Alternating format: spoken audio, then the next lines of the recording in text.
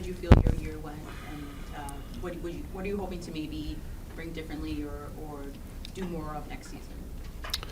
Yeah, I mean, on a personal note, I think I felt great this year. I thought I had a really good year, and I felt my confidence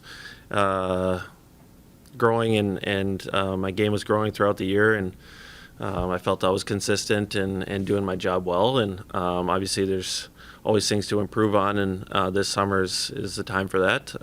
But I'm happy with my year and how it went, and I think there's a lot to build on here.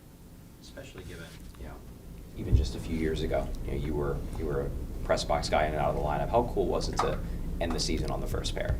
Yeah, it's great. I mean, I had a great time with the extra minutes. I mean, you get in such a rhythm, and you don't have to think as much, really. And I think playing with Sandy's obviously really, he's up and down the ice, and he's easy to play with, fun to play with, and like I said, it was nice to get those extra minutes. I think the first few games, my body was kind of feeling it, but then my legs and lungs got used to it and adjusted really quickly, which is nice, and I felt more and more confident each game. So. How do you think the team dealt with the trade deadline and the players that you lost? And then also, we talk a lot about the younger guys maybe filling that leadership void, but did you feel as a veteran that's going to be here for a little while, did you feel a little bit of extra responsibility on your own shoulders to sort of take over from that aspect as well? Yeah, that's a good question. I think I did feel a little bit more of that, trying to be a little bit more vocal, and when you lose guys like Lotz and EJ and obviously Bees and Frosty are a little less vocal, but Lotz is obviously big in the room, and I think a lot of guys stepped up and felt that they needed to be a bigger voice in our locker room, and we stuck together. Obviously the first week or so was a little maybe it's just different, right? I mean, you lose guys that you've played with for a while and really good friends, and but I thought we stuck together as a group, and that's something that we can rely on here is our locker room, and I think it was a big test for us this year, losing those pieces, and I think we did a good job of handling it. Is that kind of a part of the rebuild? There's just a chance that you might lose guys, and when you're building for the future, is that something you almost become understanding that it's a reality of the situation too?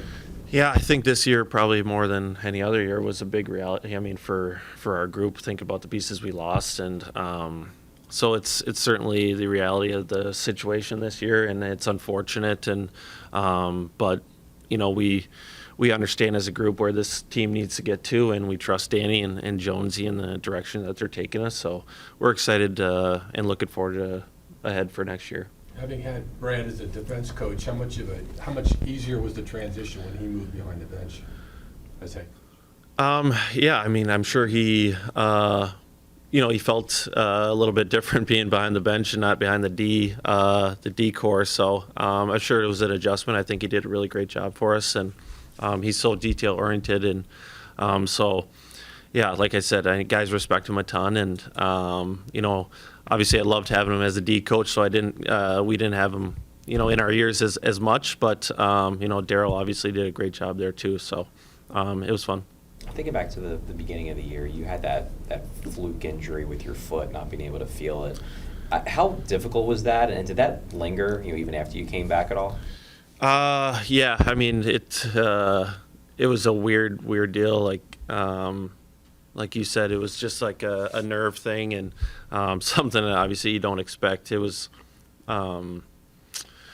yeah, I mean, obviously it lingered. It was something that I had to work through and kind of get used to that feeling. But just like anything, you get accustomed to it, and it started feeling better and better. So it wasn't an issue, which is good.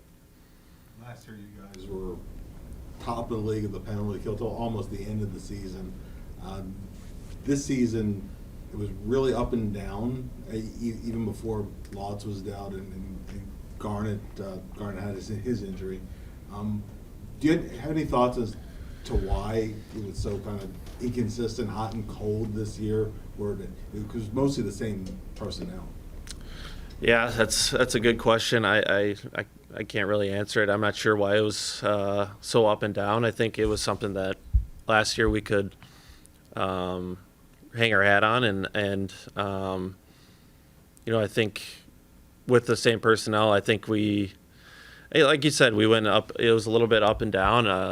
I'm not sure, to be honest. I think we felt more confident with it this past couple months. Even if the numbers maybe didn't show that, I think the way we were approaching each penalty kill was say we're going to kill this one off. So I think the confidence once you build on that, and I think last year it was like we're going to kill this off no matter what kind of deal. That's how it felt, and so we just need to get back to that mentality. And I don't think blocking shots is ever going to be an issue with our group, and the willingness and compete is never going to be an issue. So get back to having that confidence, like you're going to kill every penalty is probably going to help. So What was the most painful block shot you had this year? I don't know. I had quite a few. That one I took in Ottawa was right off my knuckle in my hand. So that was one of them. Mentioned in when talking about the penalty kill that last year you guys scored so many shorthanded goals, and maybe this year teams knew that you guys were going to counterattack a lot. Did you get a sense that teams were kind of aware of that? Yeah, that's a good point, Jordan. I think, and Shazi mentioned that too. He's like, teams are going to play us a little bit different this year, and when you have that many shorthanded goals, they not that they're more passive, but they're going to be aware of it. So I think that has something to do with it. But like I said, I think it's a confidence thing, and we felt that we were going to kill off every penalty. And once we get back to that mentality of, I think we did have that mentality. It was just the confidence piece that, if a few go in here and there, and it's like, gosh, we're not getting the bounces, but I think we just need to have that confidence in our group, because we do have the same pieces and good killers on this team. So.